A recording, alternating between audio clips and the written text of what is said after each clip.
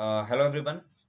So today I'll be talking about two contradicting ideologies, and in this video we will try to analyze the current political regime. We'll also find out the two contradicting ideology within the same political party. So before I start, there is a word of caution that this video is not politically motivated. I have made this video from academic point of view. So let's start. Now we know that the current political regime, or for any government for that matter, seeks to promote industrialization. We know industrialization is the need of our. We need GDP growth. We need economic development. We need more employment. We need our military to get strengthened, and for this it becomes our economic compulsions to go for industrialization. Now we know that the current political regime is focusing on more industrialization. This industrialization, to happen, we need to move towards capitalism. Capitalism is an ideology which is connected to liberalism, and liberalism needs, according to liberalism, it requires every person to be rational. So here we get a derivation that for any industrialization to flourish, we need man to be rational, because rationality brings creativity, it brings entrepreneurship, and through this creativity actually it gets reflected in the form of industrialization. But on the other hand, we also find that the current political regime is a right wing, conservative, status quoist government. So it seeks to retain the current social order. In other words, it does not recognize each individual as rational or as an individualist. It does not focus on individualist approach. It considers man as a part of a society or social order, and it is quite visible from the stand of parliament or the current government on the liberal policies like giving legal rights to LGBTQ. Now we know that the right wing political parties, being conservative, it seeks to restore, or it seeks to uh, maintain the current social order, and social order today is in the form of religion. So here we come to know that the right wing political parties uses religion as a tool for their own political consolidation. Now, here we come to the two contradicting ideas. At one ideology, we find that for industrialization, which is a common need, which is an economic need of the country, for this to happen, we want rationality to come in the country. On the other hand, we also find that same political parties thinks about consolidating their vote bank on the basis of religion. So, religion and rationality both are very contradicting in nature. So unless this contradiction is not resolved, we cannot expect industrialization as a much scale. Now, to understand this more, I would like to take you back to the year 1991. We commonly call it LPG reforms. So our country adopted new economic reforms in the form of LPG. Now we know that our country follows the policy of mixed economy, and mixed economy always gives the government with flexibility to either move towards socialism or move towards capitalism. So after 1991, we find that the government more moved towards capitalism. And friends, let me tell you that this movement was actually an abrupt movement. Just before 1991, we were socialist in nature. Just after 1991, because of the uh, compulsion from the IMF, we had to abruptly shift towards capitalism. Now, this abrupt shift was not suitable for our country, according to me. Why? Because only few people had become rational out of the modern ideas. Maximum portion, majority of the population was still religious. They were still following, or they were still, the modern education had not got imparted in all of them. So what happened?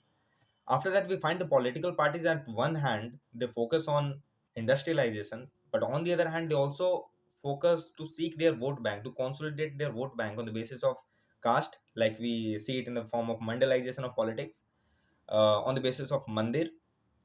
So, anyways, so we find the religion and caste playing more important role after 1991. So both contradictions got aggravated right from year 1991. Then, let's understand that this widening of gap between rich and poor, inequalities, economic inequality is also a result of this only. The people who had got the modern ideas, they got more, they moved more towards industrialization, and these were only few people. So few people actually got benefit out of industrialization. On the other hand, the majority of population was uh, still, I would say that modern ideas had not penetrated in those section of population. So because of this, this situation, this contradiction gets reflected in the form of political, like political parties also, political regime also. Why? Because any government or any political party is ruling at the center, it is nothing but a reflection of our society. So that's why we find that the current political regime, on one hand, it seeks to promote industries. It seeks to promote industries because it's our economic need. On the other hand, it has another objective, that unless it maintains its stability, it won't be able to work even in democracy. So in a democratic country like India, it needs to have its stability, and for stability, it needs a vote bank. And here comes the role of the masses. Unfortunately, as the most of the people here, they have they are less rational, or I would say the rationality has not penetrated in those sections. Still, we find that the same political parties uses the industries for some section that's quite economic need, and on the other hand, the same political parties uses religion as a tool to appeal the majority population to have a vote consolidation. And here comes the contradiction between religion and rationality. Now, unless this contradiction will not be solved, we cannot expect any industrialization at a major portion to happen. And that's why the economic inequalities has aggravated in our country. Now comes the what is the solution. First of all, we'll have to understand that any wonder cannot happen in a day. We also accept that already our country has improved a lot. Rationality still is touching, and for this, the credit goes again to the 1991 reform only. Why? Because the modern education penetrated more in our country after 1991 reform. It led to the globalization. It integrated our nation from the global, global world. It led to introduction of new culture in our country.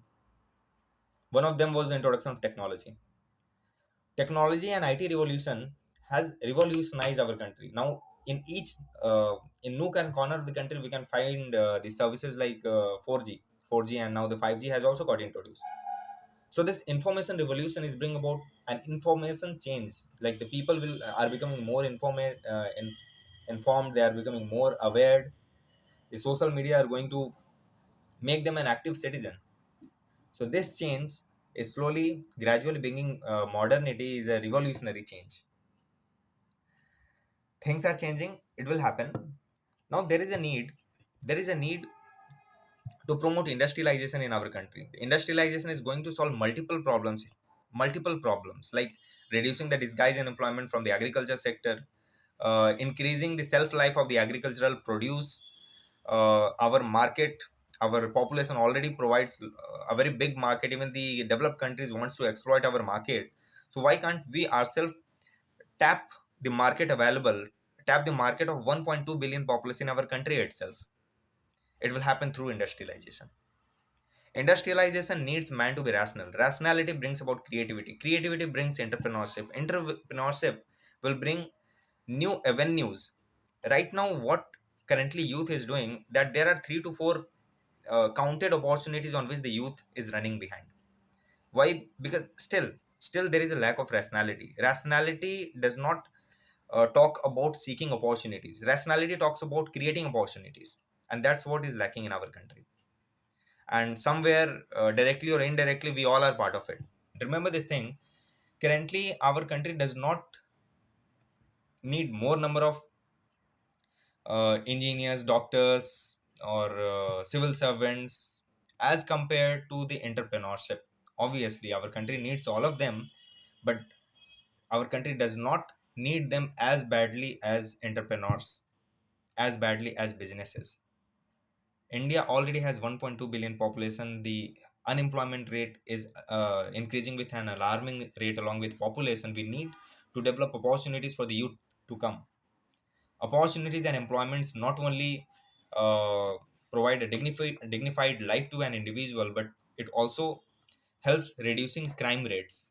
India being in a phase of democratic dividend, it is a very small phase where the maximum population consists of the youth, gives India an opportunity to bring about tremendous development in a short span of this demographic dividend. So there is a need for our country to utilize this democratic dividend very efficiently. So I hope this video was very helpful. That's all, friends. Thank you.